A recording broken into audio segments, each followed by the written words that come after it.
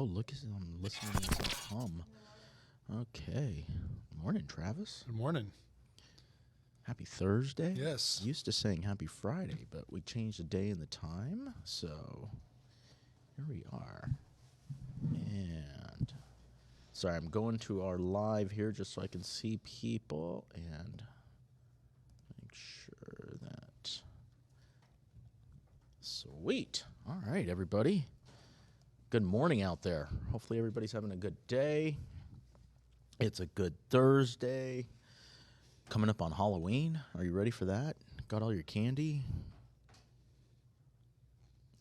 No. I gotta get my act together. All right. Got your costume ready? Yes. Okay. Well, you're a step ahead of me. I might be repurposing last year's costume because I haven't put a lot of thought into that part. But an abundance of candy, so we're good there. Yes, that's a necessity. Good morning, Fran. And good morning, Mabel. Good morning, everybody. So, always, as always, I'll ask that if you find value in this, please like, please share, please comment. If there's any questions about what we're talking about today during the podcast, feel free to drop them into the chat, and we'll try to address them. If I miss it, Chantel, if you could just please catch them for me, because sometimes the updates don't come through. But we will do our very best. Today's topic: pay or play. Pay or play. Actually, pay to play. Pay to play? Pay to play, not play or play. But Check equity, huh? exactly. So we always talk about it when we have a consultation with somebody and people ask, how do I break into this industry? Time or money, or a combination of the two? Yep. So more money you put into it, the less time you can put into it. More time you put into it, the less money you can put into it. Usually we see a kind of a merger of the two as they... Little hybrid. Yeah. So, and today we're going to talk about basically paying in this industry, what you're paying for, buyer leads, seller leads, just leads in general, and where to get them from, kind of a little bit of a, perhaps our opinions on them and some of them. And things Yes, like that's that. important. Yeah. And, I've got some notes on conversion, because when you are paying for leads, one of the most important things is conversion. There's got to be a measuring factor into that. And if you're not measuring, then you don't know if you're making a profit, which is important. Yeah, when you're writing a check, no doubt. Exactly. So, Well, I guess I would argue, even if you're spending your time knocking on doors, yeah, you want to know that something's coming of it. Exactly. So, okay. So let's get started while I adjust my headphones here, because I bobbed my head and realized that they are a little bigger than my cabeza. So let's get started. Travis, where did you want to start today? Oh, pay to play, good or bad? I think it's great. I said it's neither.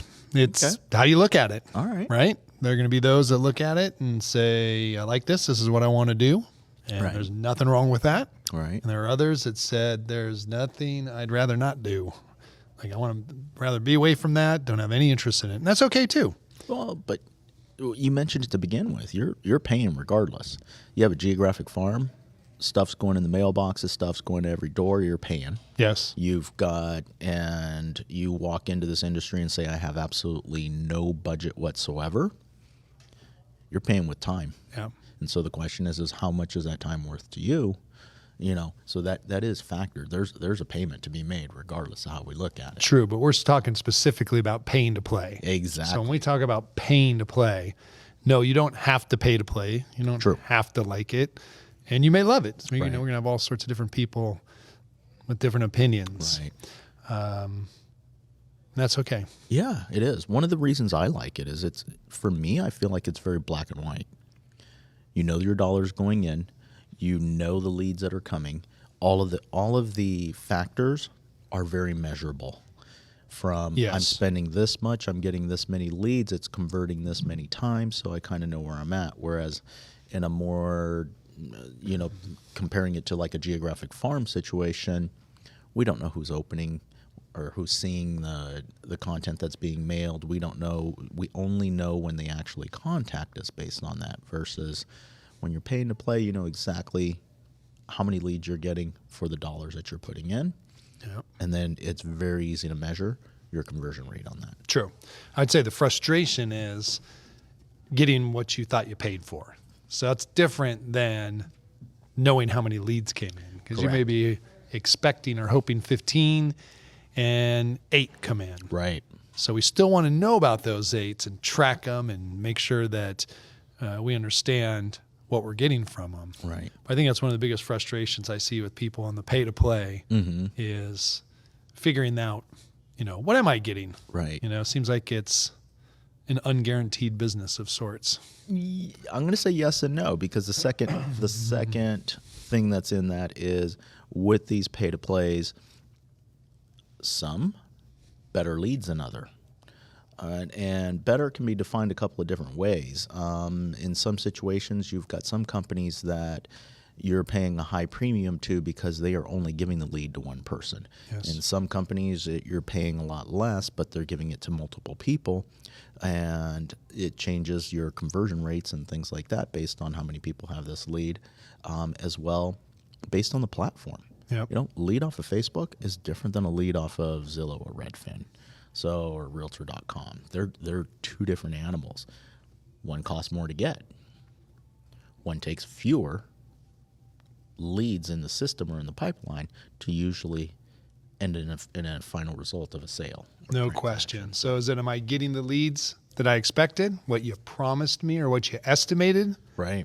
And then to your point is, okay, I'm buying leads. Are they of the quality I wanted? Because you can always make an adjustment, These aren't high enough quality, so I'm going to go search elsewhere for leads that are of better quality. Correct. Yeah. So that's a process I think all agents are going to have to go through. I think that's one of the stopping points for a lot of agents is, so many people just want to say, look, here's my $1,000. Right. Give me exactly what I'm expecting.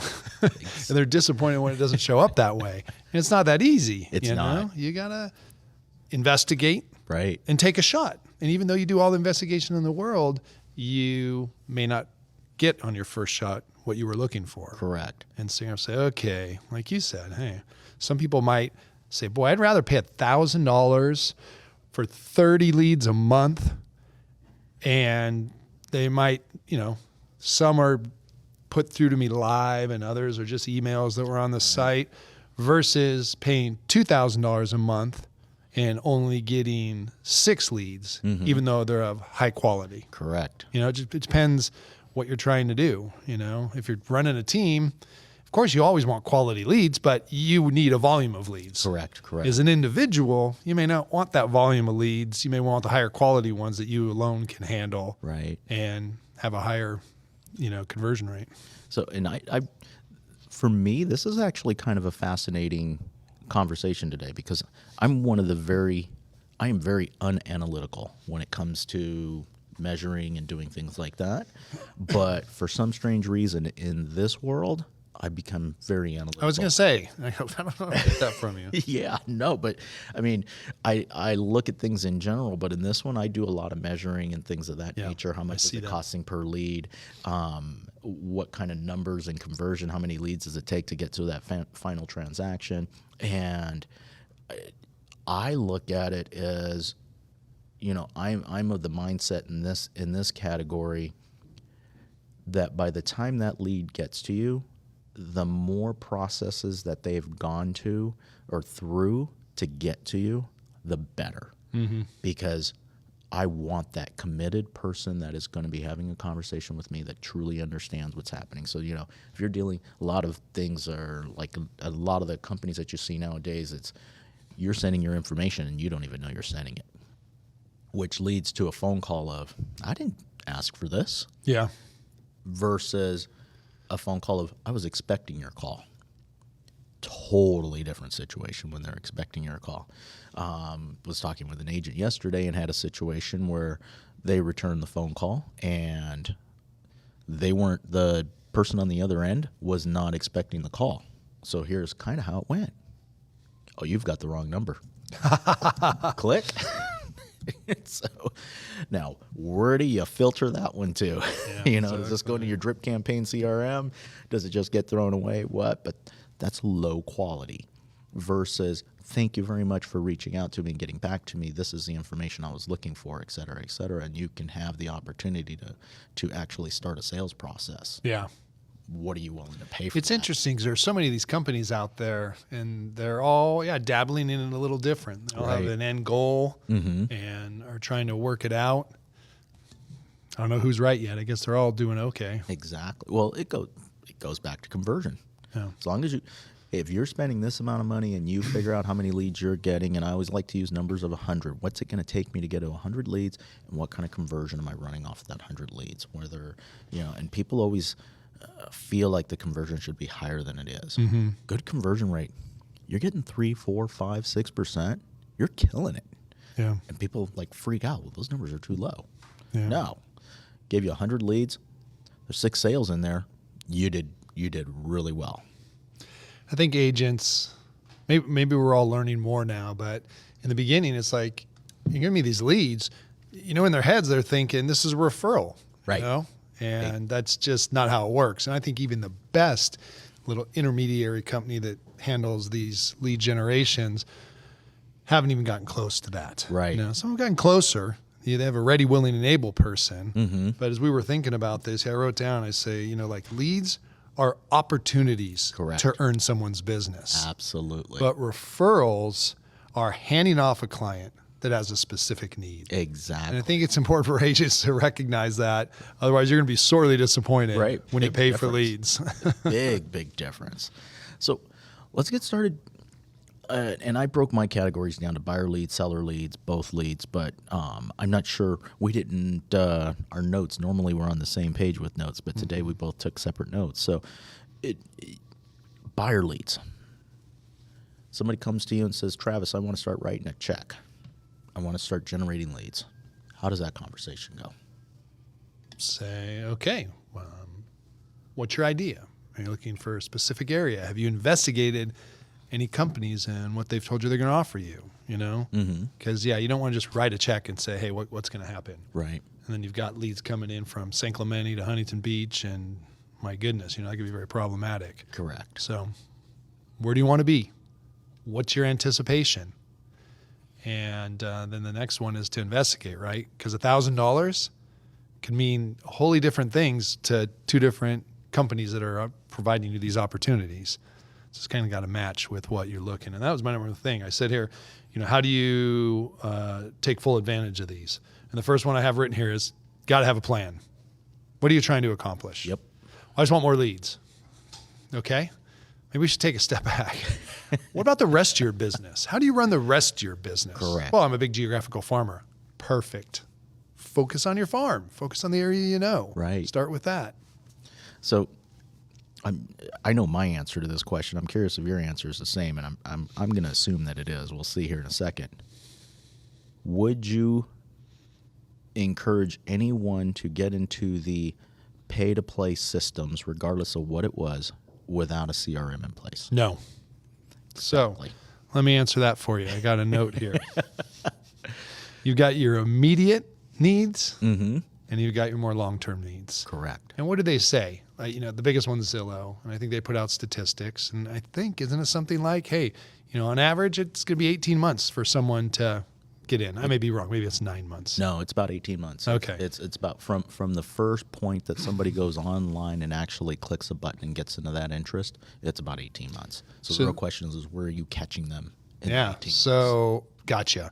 So, if you're taking in these leads and you're expecting the immediate ones, you're going to find one. Yeah, they're in there. But you're going to give away half the value if you're ignoring or throwing away everyone else. Correct. So you need that system, because I've not met anyone in my life that can have more than 10, if you're a genius, 20 leads that you can manage without some sort of system to help you keep track, remind you, and maintain very important information. Because, the more information you have, the better conversion rate you're going to have. Correct. And that's really what it's all about. It's conversion. So without a system in place, and I would encourage, if somebody came to me right now and said, hey, I want to start generating buyer leads or seller leads, any leads in general, I would be talking about, first of all, what is your follow-up system?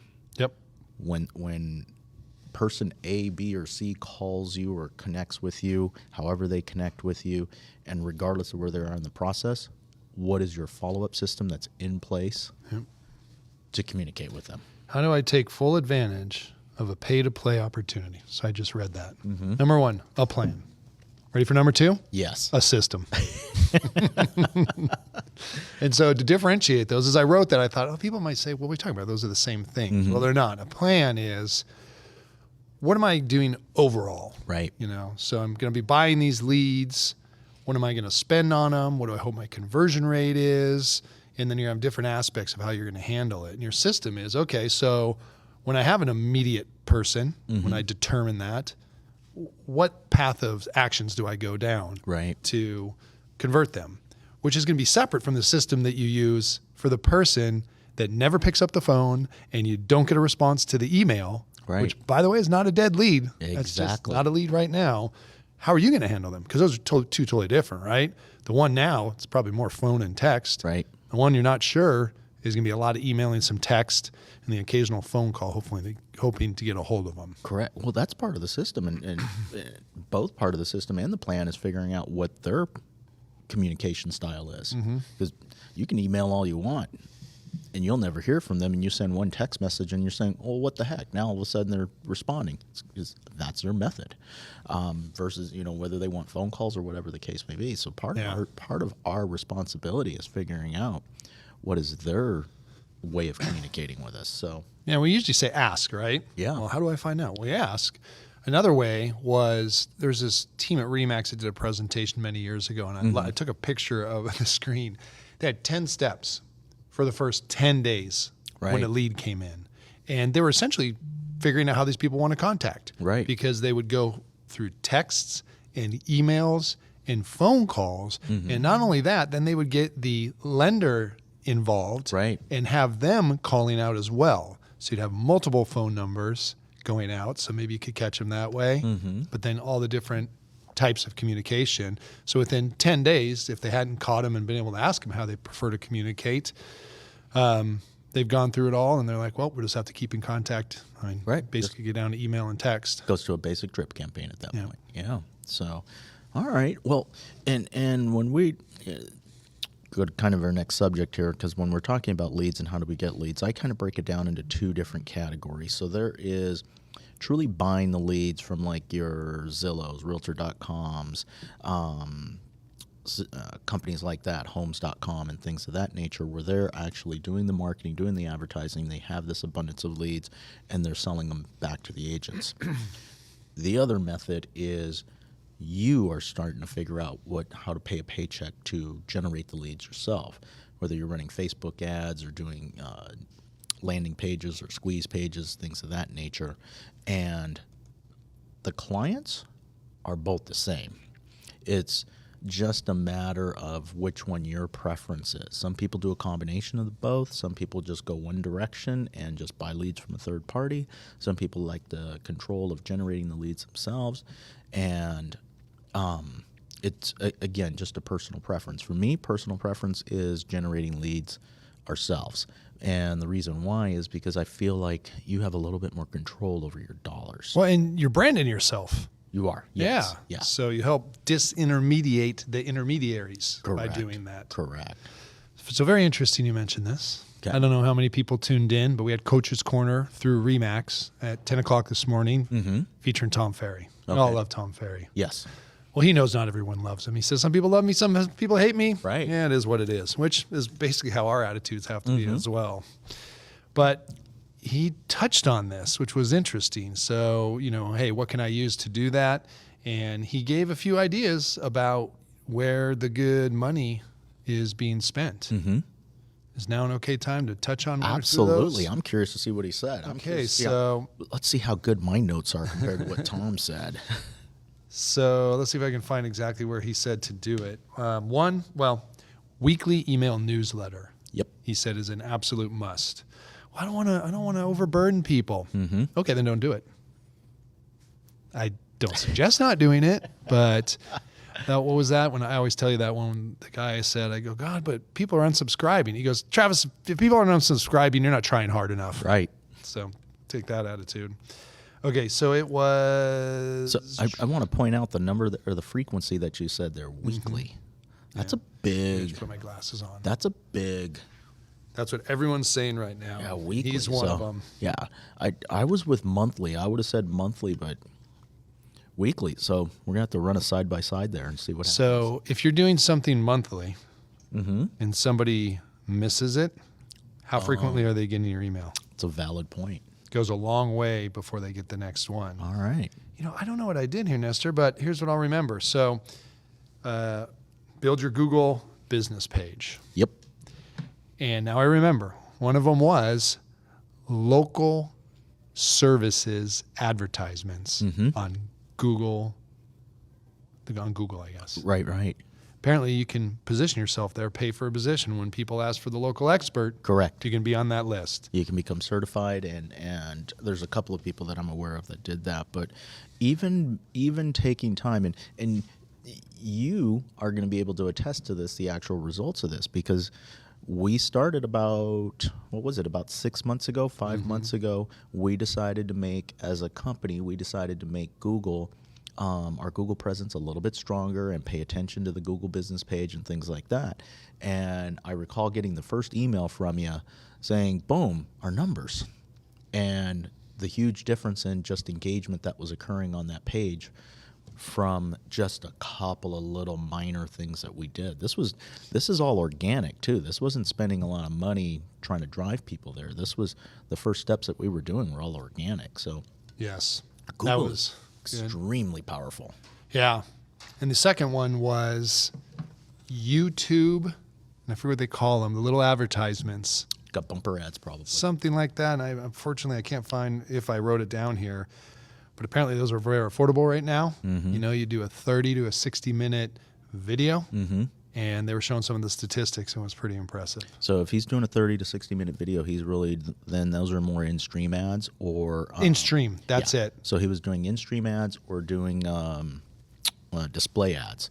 And those are powerful. I will say one of the unique things about being able to do the Google ad, or excuse me, the YouTube ads is you can get around the system of fair housing.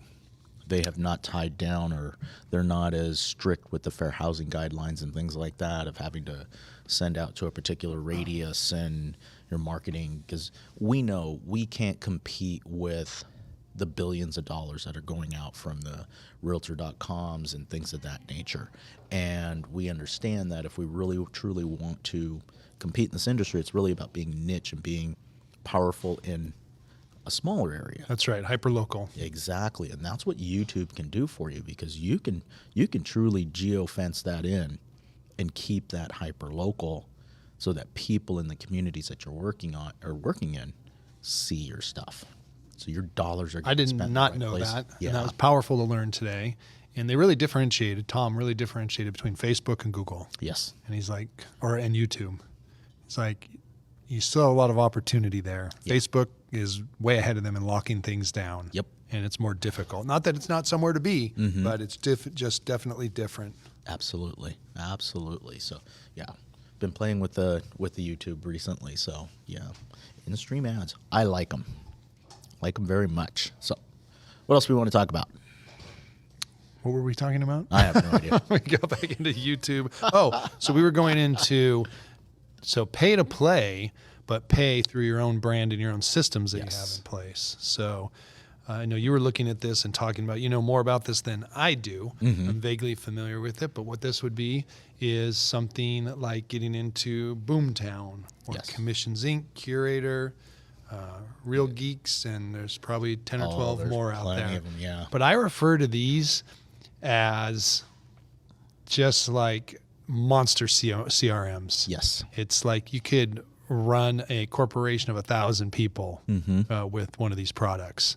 So it's not for everybody. Like as an individual agent, I wouldn't necessarily suggest you go out and invest in one of these. Correct. You could, as long as you have a strong plan and some systems in place, but they are pretty cost heavy. But I also know that there are brokerages like our great friends over there in Santa Ana with Edgar and Miriam, and they run a large team, and they take advantage of all of the different aspects of those larger CRMs. Right. And I go over there and watch it, and I'm just in awe. It's like conducting an orchestra. Yep. And it kind of gives me the heebie-jeebies. Yes. But I think they got into it because they did it one step at a time. You know? Right. And the person that's behind that screen looking at the CRM that's connected to them, that's a full-time task right there. Oh, yeah. When you start to grow. Just different aspects of it. Oh, yeah. They got the person managing the pond. They got the person managing the communications and the training. It's like, wow. Yeah. Really cool.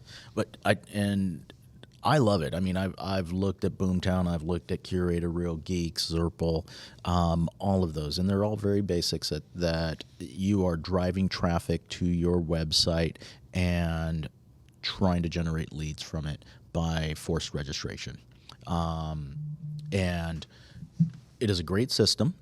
You have to be able to adapt and pivot because it changes so often. Yeah. And what I mean by changes, people start to get used or get discouraged by it. The I don't want to say discouraged. That's the wrong word. The customer starts to figure out the system and doesn't like all of the attention that they're getting when they go onto all these websites and realize that they've just signed up with 15 different people and they're getting messages left and right. So they have started to circumvent the system, whether they're making up stuff or doing whatever to get what they want without giving you what you're looking for. And it's a continuous change. And I look at this as this is an opportunity that you're really truly only looking for the people, again, that want to communicate with you. And fewer in a lot of these cases is better. Fewer, more qualified tends to be better. Yeah. And you don't just find those people. And I think that's another great lesson. And Tom talked about it today. Mm-hmm. You know, we're here to get people to take action. Correct. That's our job. Right. We got to get you to take action. There's so much information out there. I think we help filter it down real well and provide some great content, but without action, there's really nothing there. Right. And when Tom was talking about like his content, how he puts it out with emails and whatnot, he's like, I know there are people out there that are annoyed by me, and I know there are people out there that like getting this content, and that's just going to have to be. I'm going to have to accept that. That's right. Because I'm not everything and everyone. I'm looking for my tribe. Exactly. But unless you're taking action and sifting through it, you'll never find your tribe. And then what you're going to be dealing with is just a big mishmash. Right. And it's so much harder to do business that way than it is to sort through it all, get to your tribe, and really focus on them. There's a lot of noise that's going on out there right now, and there's a lot of people competing in this space. So it is difficult. I had a thought, and it went away. That happens on this show a lot between us. It does. But, you know, we mentioned some of the companies that are out there. We mentioned the Zillows, the Realtor.coms, the Homes.com. I want to take a quick step to just really talk about conversion, because I think that's important to understand what kind of conversion rates that you should be looking for.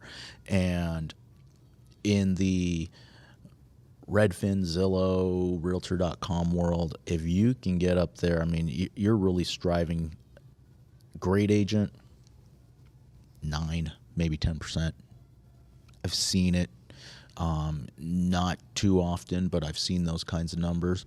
And traditionally, you start to really turn the corner when you're at about a 3 to 4% conversion rate. So 3 to 4 out of every 100 leads, resulting in a transaction.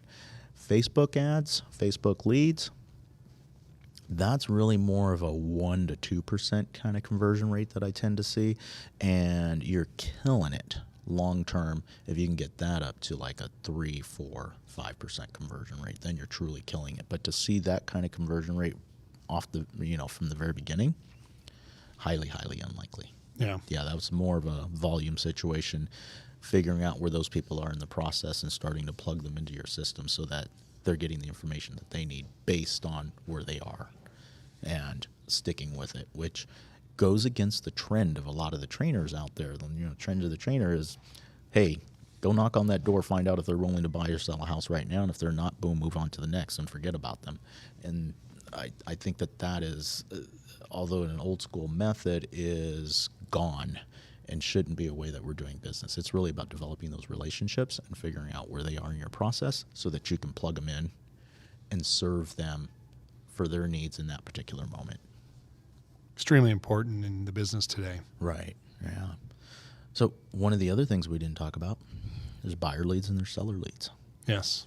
And I think that seller leads are probably the biggest thing right now, underutilized, that you can pay to play, that almost nobody's doing. And I'll give you an example. We saw it a little bit in everybody always talked about the Zestimates and things like that, and then we saw it a little bit that was happening in get a free market evaluation online, plug in your address here. Basically, it was telling you somebody was raising their hand to get a market update or something of that nature for their particular property, and you knew that that was a possible potential seller. And that's kind of burnt out a little bit. Mm-hmm. You know, we don't see that too often or get too much traction on that. Part of it is because all of these websites now have an automatic link that's in there, tells you what they think your property is worth right there. So there's not a lot of value that's being given. But it's a fun game. It is. You know, Saturday night, glass of wine. Push the button. Who's got the highest value for my house? Let's go. But what we're seeing now, or where I think the biggest one is being missed, cash offers. Yes. And I'd like to hear your opinion on that, because I think maybe a lot of people didn't think about that, but you have all these companies out there, iBuyers, and doing their thing. And it's like, oh, well, they're not doing anything. They're not doing very much business. Mm-hmm. I don't know what the number is. Don't quote me on this. Okay. But it's something like out of 100 people that call up and say, hey, I'd like you to make an offer on my house because, you know, we're thinking about doing something. They buy like one or two. It's 3. Now it's 3%. So it's 3%. Yeah. That means for every 100 people that call in for a cash offer on their home, they have leads on 97 others. Correct. That are probably somewhere in the selling process. Well, not probably. So, and that's where the numbers are really fascinating. So these numbers I've studied and looked at. So it's about 3%. It's like 2.5 to 3% right now of anybody who's asking for a cash offer actually taking a cash offer. Which that's actually a pretty high number. Zillow just stopped. I don't know if you saw the announcement, but Zillow just stopped last week giving cash offers because they've got an abundance of property right now that they're trying to get through the system, and they kind of overwork themselves a little bit. So, I don't know that's if the it's story. Yeah. I find it very interesting. All right, off topic. Okay, we go into the COVID recession. Mm-hmm. Oh, I'm sorry. Let's start off. Zillow, their iBuyer program, whatever it is, Zillow offers, whatever. No, we work in any market. We can make money in any market. Yep. Market takes a dip. We're out. They pulled out, right? Yes, they did. They were out for 2, 3, 4 months, whatever it was. It was over 6 months. Over 6 months. They get back in. Now the market's on fire. Inventory's short. We're out. Okay, so which markets were you saying that you could be in? Exactly. It's a little inconsistent. I don't know any business that can be in business and out of business like that. Yeah. I'm sure they're figuring things out, but it's very curious. I watch a lot closer. It's not what they say. It's watching what they do that's more important. And the announcement that they made was, that they're not buying any more houses for the rest of the year. So we'll see what happens. Did you hear the Open Door CEO raised his hand and he said, this is not an iBuyer problem. This is a Zillow problem. We're still giving offers. Give us a call. So you mentioned Open Door. I think Open Door is probably one of the companies that everybody should have looked at when you want to talk about a business model and generating leads. Open Door killed it. I don't know if you're familiar with this, but in Raleigh, I think the numbers were in a matter of 6 months, they became the number 1 listing. Oh, Lord. Yeah. And everybody sat there and said, well, how did they do it? How did they do it? What's so special about them? You're not going to believe this campaign that they did. I'm going to blow your mind at the moment. I'm going to blow everybody's mind. They did it direct mail. Oh, yeah. No, I get that stuff in my mail all the time. It was no digital. There was no digital campaign. They basically wrote a letter. Every single day they added people to the list in this city and wrote a letter and basically talked about the iBuyer program and making a cash offer on their property. And As a real estate agent out there, we look at our marketing pieces and what we're doing when we're out there marketing. And you look at most of the stuff, we market ourselves, that we're the experts, that we're number one, that we're this, that we're that. And Open Door took a very unique position. They took everybody's pain points away. Travis, it was a hassle-free purchase. You got to move out when you wanted. You got your money right away. You didn't have to deal with fixing up your property. You didn't have to deal with showings. Their campaign strictly talked about all the pain points that a client has when they go through a traditional sale and talked about them eliminating that. Yes. They ended up becoming the number one agent over in that particular community. But I bring this up as far as an opportunity out there is because we in this industry, we have the opportunity. There's companies like HomeLight, there's companies like Offers that give us the opportunity to create these cash buyers. As an agent, you can even go out and find your own investors and have a pool of investors that are out there and market to this. Your numbers, you were talking about 2 to 3% of these people. Here's the bigger number. 34% of those people usually list their home within 6 months. 20% of those people within 60 to 90 days. So if somebody has raised their hand and said, I want to get a cash offer, the likelihood of them taking that cash offer, very low. 1 in every 3 is on the market and for sale within 6 months. And 20%, so basically 1 in every 4 are on the market within the next 60 days. Wow. So, want to talk about where lead generation and becoming a listing agent and things like that, and an underutilized part of the industry right now? It's there. I'm trying to figure out that system. So, yes. Back to Remax. Okay. And bringing Tom Ferry to us today. He talked about the underutilization of direct mail and how powerful it is right now. Yes. He also spoke to exactly what you're speaking about. So I don't know if he read that article or what, but as agents, you may say, well, I can't do that. I can't advertise that I'm going to buy your house and flip it and pay cash and you won't have to have any of these hassles. But you certainly can provide a lot of information to appease sellers' concerns. And let them know you're going to get a retail price. Do you want a wholesale price or do you want a retail price? And so his mailers, he said, do case studies. Here's what I did. Here's what the results were. Right. Don't be afraid of giving information. We're in such an information-heavy world. Again, we're here to help you take action. Right. The information's out there. You're going to find it if you want to. I think too many agents are like, well, I don't want to tell people what I do because then they'll copy it. No, they won't. They'll look at it and go, that's awesome. And then they'll go on doing whatever they're doing. Exactly. So don't be afraid to put it out there. Here's what I did to get this home sold in 10 days at $40,000 over asking price. Professional photography, professional cleaners, arranged for painting, blah, blah, blah, whatever it is, give them this information. Right. Here's how it made it easy on my seller. Correct. And got him a quick, good sale.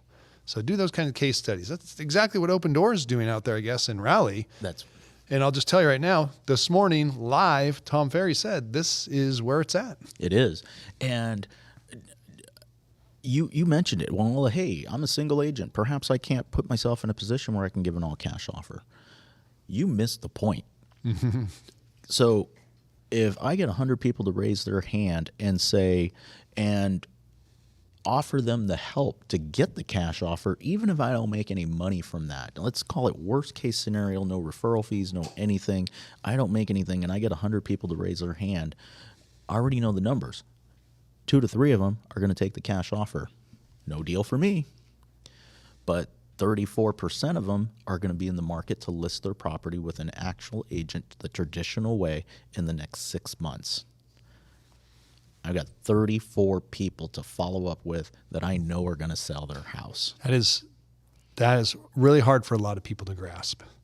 And I know because it's that long-term vision. Okay. And I know too many agents are like, but I don't want to lose that deal. And they hang on like grim death to every opportunity there is. Hanging on to the 2 or 3. And I was re-reviewing an agent's playbook episode, geographical farming episode number 8, featuring Eugenie Zhang. And she just is amazing. She's like, there are people I don't want to do business with. That's right. I'm looking for who I want to do business with. And she just lets it go. And I'm not saying go out there and throw away all your business, but you got a problem or you got something that's difficult and you have better things to be spending your time on and people who deserve your time better. It's a hard decision to make because people don't want to let go of that business. But, oh man, watching that episode, she was just so convincing. Right. And said, okay, well, let's see. I can close that difficult buyer. But that's going to mean that 2 other of my clients aren't going to get the service that my brand is built on. Correct. And I won't be able to handle that 3rd person. So I'm going to salvage 1 piece of business and possibly sacrifice another or 2 because I feel I need that business so bad. But if I just give up that business, Yep. then my 2 clients are going to get the service that I'm in this business to provide, and they're going to tell people about me and give me more business. It's just that long-term vision. Correct. That not immediate. And that's very difficult. It's difficult, I'll say. It is, but I But powerful. I will basically what Travis is trying to say is, if you spend all your time, energy focusing on those 2 or 3, you're missing the 34. Yes, That's exactly. out there. And okay, so over the next 6 months, fine. 20% of them are still going to list within the next 60 days. That's 2 months. Get 100 people to raise their hand, and I got 20 people that I know are going to do something in the next 2 months. That's plenty for me to do, right? I think it kind of goes along the lines of you counsel someone and it turns out, you find out, Right. it's just not the best thing for them right now to sell their house. Right. And a lot of agents are going to have a hard time saying that. And they're going to convince them, no, you got to sell, it's the best. But when that person goes, wow, you know what? That agent really gave us the best advice. And, we're not going to sell now. But man, if anybody needs her or Right. him, they're going to hear from me. So it's, again, that long-term vision. Instead of trying to fit all these square pegs into round holes just to get the transactions you can out of the opportunities. Right. So, Feed what you got. Don't force it. and I'm sorry I'm harping on this, but I guess so. Travis, let me ask you, what kind of check would you write? We're in Orange County. Average sales price here is actually over $1 million now. So if I said, Travis, here's a list of 100 people. Here's their contact information, their phone numbers, their emails, and their property addresses. And 20 of them are going to sell within the next 60 days, and 34 of them are going to sell within the next 90 days, 120 days, 6 months. What kind of check would you be willing to write? On the low end, 50 grand. Right? So, I just want to make sure that we're putting this in a perspective of how powerful those numbers actually are when you start to break this down and analyze it. And so often in the pay-to-play world, here is what stops most people. The cost of the upfront check and the hassle of putting that system together. And those that do decide to do it, they get into it, but they didn't have the plan.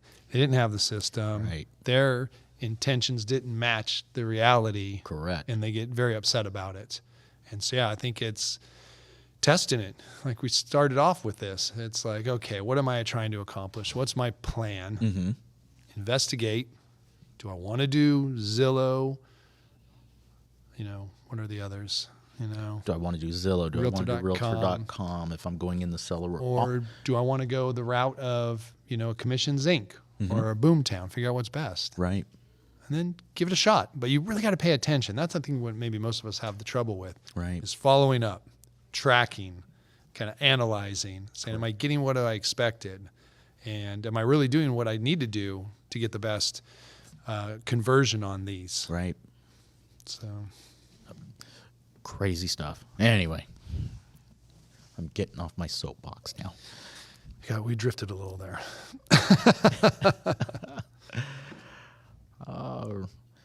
There's a lot of good mornings in here. Hey, good morning, everybody. I'm going back and checking the feed here. Kenny, good morning. Michelle, good morning. Max, Fran, Victoria. Good morning, everybody. Let's see. A few points. Few points. I can give you a few points. Yeah, I got here that we haven't quite covered. sure. So when you're looking at doing a pay for play, man, one of the top things you got to do right up there with the plan and a system is making responding to these an absolute priority. Yes. Well, but I do things through the day, this and that. Yeah, we all do. But figure it out, because if you miss that opportunity, you don't return it in time, you're paying money and you're just flushing it down the toilet. Speed to lead. Yeah, you gotta make a commitment. And whether that's having a phone number that goes different places, like a Google number or whatever it is, you gotta have something. if Tom, you mentioned that you saw Tom Ferry today, I've got to imagine that he talked about that as well as one of the important things as far as conversion is speed to respond. We didn't hit on that. Okay. And we didn't really go into this topic that deep. Extremely important. No.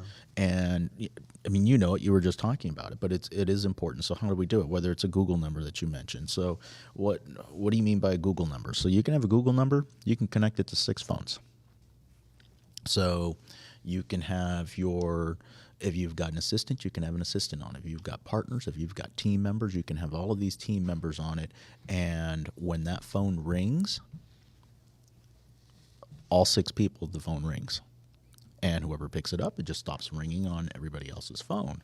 And if you have a Google number and you're running advertisement to that, you know that every time that phone rings, it's somebody that's a possible lead. So that's one way to do it. Autoresponders.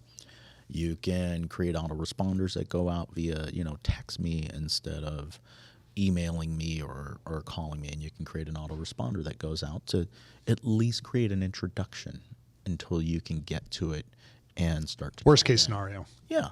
And hey, autoresponder, thank you very much for reaching out. Here's some preliminary information on the property that you just asked for, blah, blah, blah, and I'll be in touch with you shortly. You've satisfied the need right away. Don't make that your system. No. You make it part of That's your like, system. I'm going into a listing appointment. That's the responder they'll go out for the next hour or Right. whatever. Exactly. And when you get out, immediately turn that off and return the calls and be ready to pick up the Correct. next one. Yeah. So that can be part of your system, but that shouldn't necessarily be your system. You can do the same thing with emails. There are many different ways to be able to get back to somebody right away. But I will also tell you this.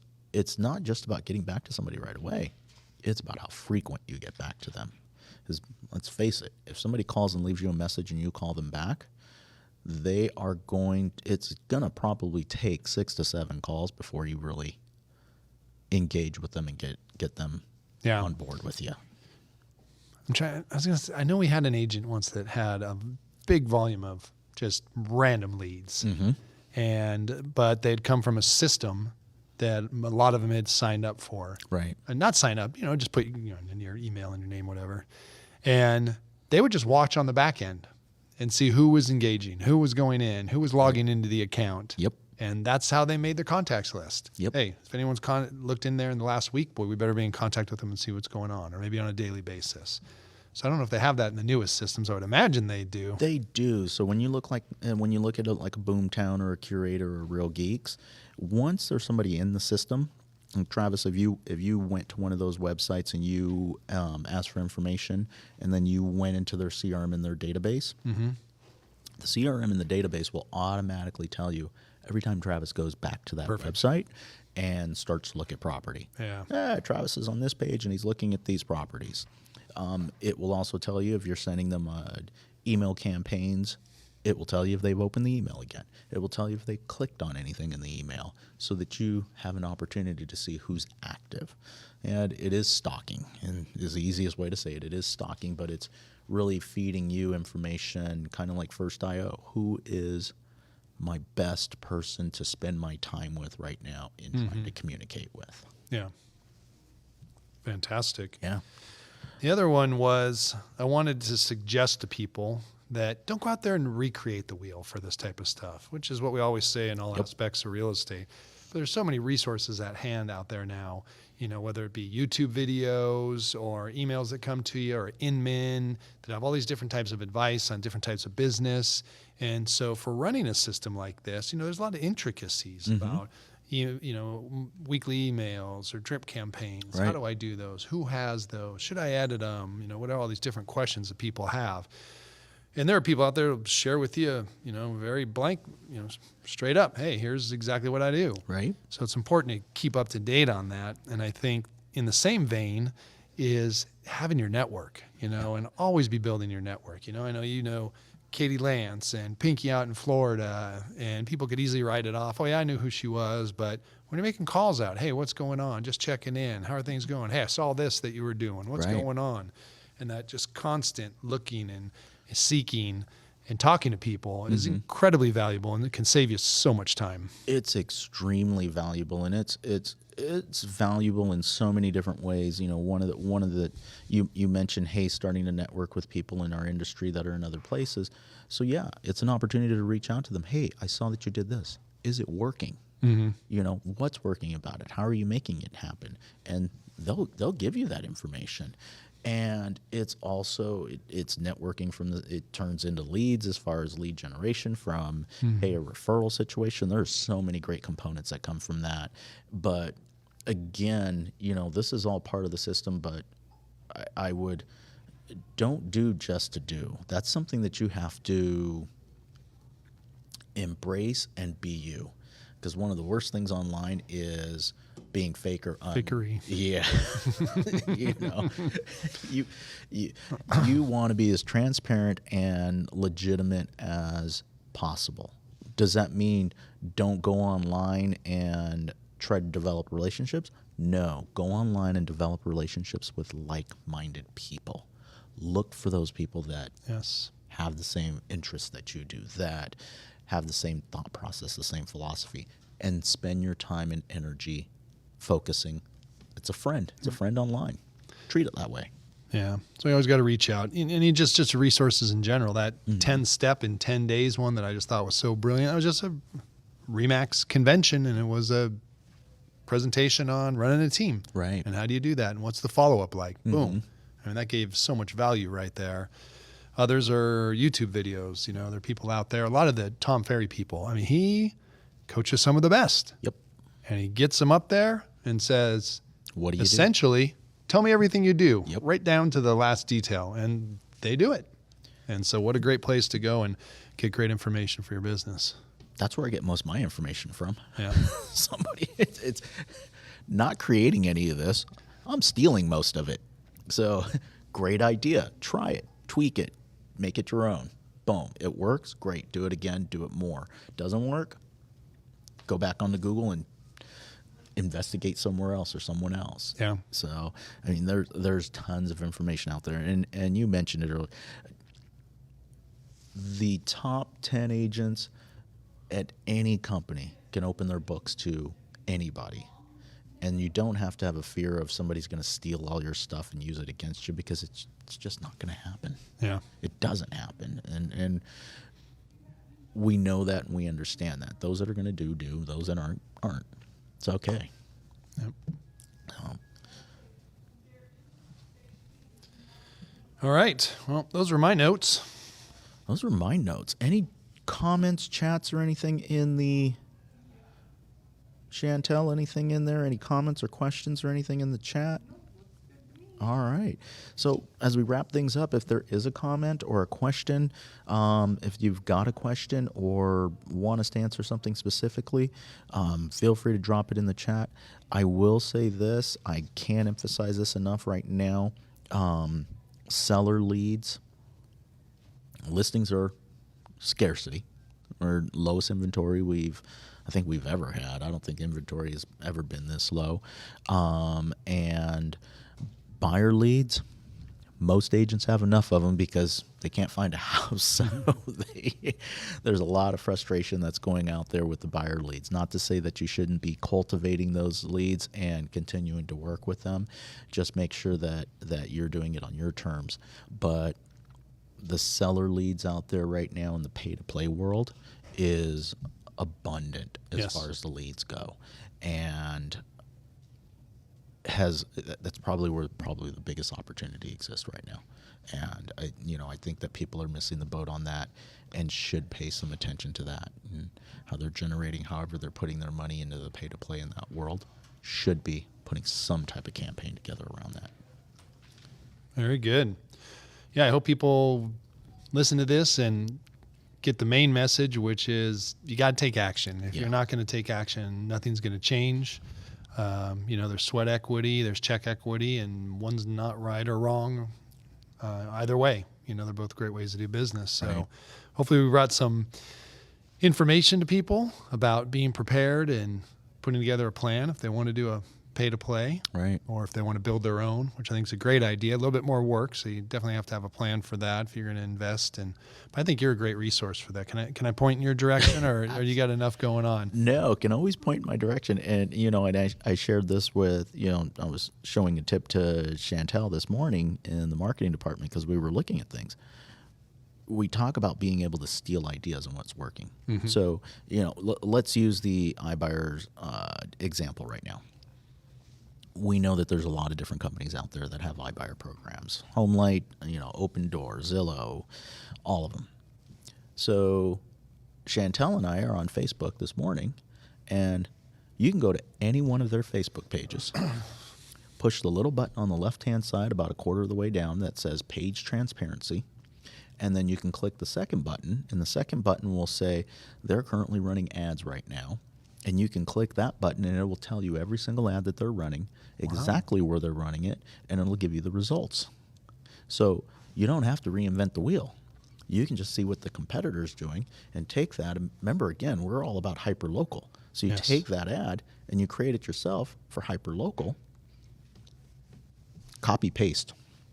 You might want to change the contact information, but other than that, it's really copy-paste. And you laugh at that, but realistically, somebody else has already done all the work for us. We just have to. No, I laugh at you forgetting to change the contact information. All your leads are going to your competitor. You want to go more advanced than that? You can go on Facebook right now, and you can go, I think it's facebook.com/ads, I think is what the actual URL is. And you can type in a city. I can type in Irvine, California, and then I can go under categories and say real estate. Tell me every real estate agent and real estate company that's running an ad right now on Facebook in Irvine, and it will show me every single one of their ads. So the information that's out there at our fingertips to be able to see what our competitors are doing and peeking into their, the back end of their systems is there. And you can look at it and then say, oh, well, hey, top agent so-and-so. Or you go into your geographic farm and you're competing with these other agents. You can go in and see if they're doing anything online. And if they are, what it looks like. And how do you make yourself better or different? So it's interesting you bring that up. So if you're going to go the branding yourself and spending money outside of the intermediaries, I was in a presentation the other day, and they talked about something that's similar. So it's not what is your competition doing, but it's what's going on the internet. Right. Do you have a website you go to get those types of analytics and find out what the key search words and all that are? I usually use Google. So there's a couple of other companies I know that do have that information that's out there. But I run into answerthepublic.com. And so I just thought I'd present that. If you want to go see, how many people are searching for Irvine real estate right now. Correct. You can go find out. Yeah, that's it. Well, I'm going to piggyback on that because the internet is our friend and pretty much just tells us everything that we need to know now. So I forgot the name of this site, but this site analyzes the ads. Oh. And it'll tell you what the people are looking at. It puts a heat lamp over the ad. So when the ad is published, it will tell you where everybody's eyeballs are going to on that particular ad, what they're looking at the most. So what keywords are they looking at on that ad?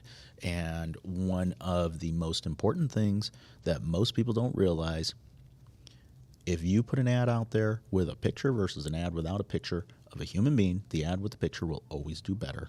And if it's you, it will always do better. And when they look at these and they analyze them, the strongest point of where your eyeballs go on any ad with a person is their face. That is number one.